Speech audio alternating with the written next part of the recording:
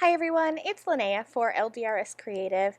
I have grabbed a couple of products from the January release, which was just released in the LDRS Creative store as well as in your favorite retailers, and I'm going to be making a duo of cards. I grabbed the Love Tag Stack stamp set. This is the newest stamp set in the gift tag stack set. And then I'm also using some of the new A2 background strip dies. I'm going to be using the 1/8 of an inch and 1/4 of an inch sizes. I absolutely love these strip dies. They cut out multiple strips of cardstock with just that one single die, and it allows you to use them for a variety of different things.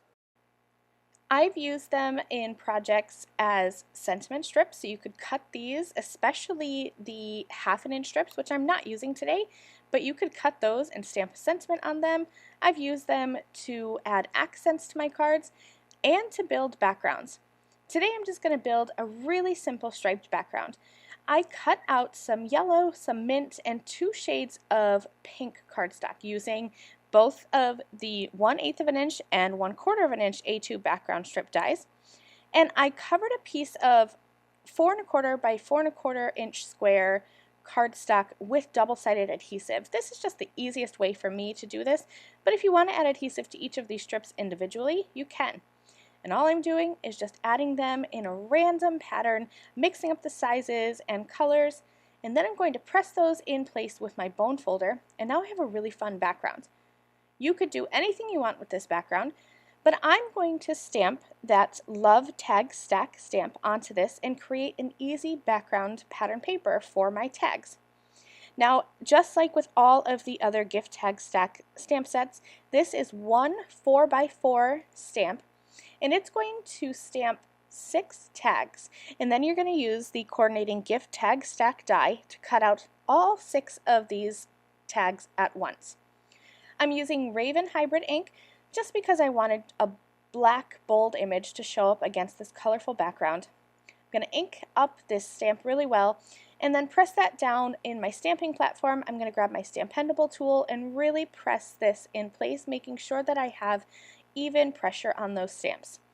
Now, because I'm stamping on top of a textured background, this is, remember, just multiple strips of cardstock, I will need to ink this and stamp this a few times.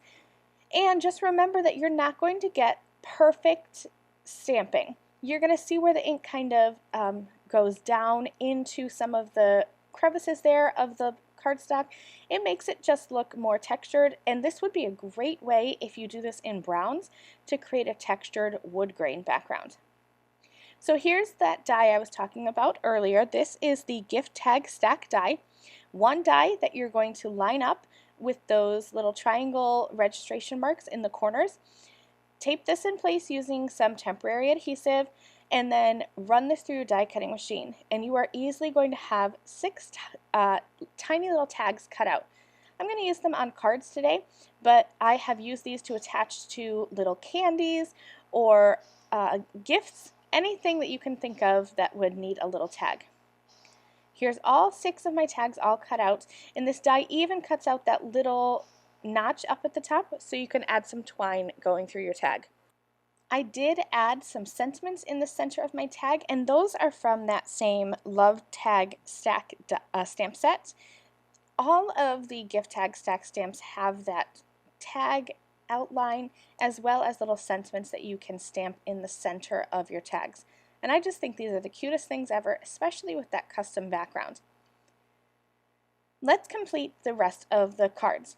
I have the wood grain 6x6 background stamp, and this is also from the new January release. And I'm going to just peel this off of that backer. Remember, this is a large 6x6 background. I'm going to put this in my stamping platform. Because this is a large stamp, I really like to use a stamping platform when I'm stamping.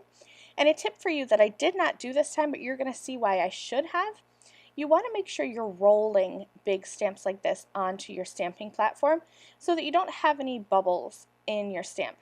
Now, it's not really a bubble that's going to affect the stamping, except that you're going to need to make sure to put pressure specifically in that spot where your stamp has bubbled up on your platform.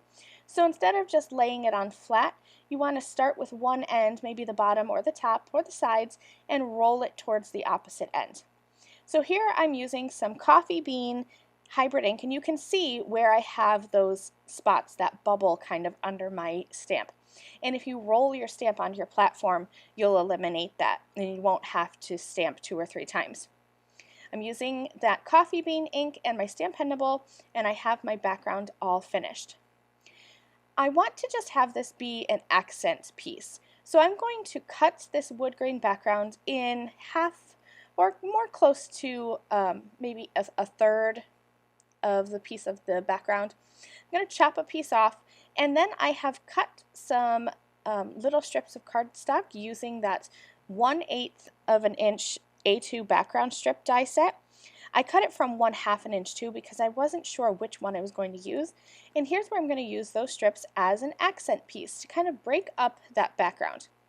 I went with the 1/4 of an inch here, and I'm just going to add that cardstock on and then flip that over and trim that off. And I'm using a dark brown cardstock here to kind of match that wood grain. I went ahead and added twine through all of those tags, and then I paired up 3 of them, and I'm holding them in place with a piece of low tack tape because I got the arrangement the way I want it, and I don't want to have to rearrange them again. So I'm just holding those in place until I have my background all done, and then I will add some foam tape behind those tags and add them right near the bottom of the card so that my twine can kind of float up near the top of the card and break up that card a little bit. I'm going to use my scissors and trim off the twine so that it's even with the card or staying on the card. I didn't want it to come off the top too much. And these cards are complete. Thank you guys so much for watching this video. I hope you enjoyed using some of the products from the new January release, and I'll see you soon. Bye!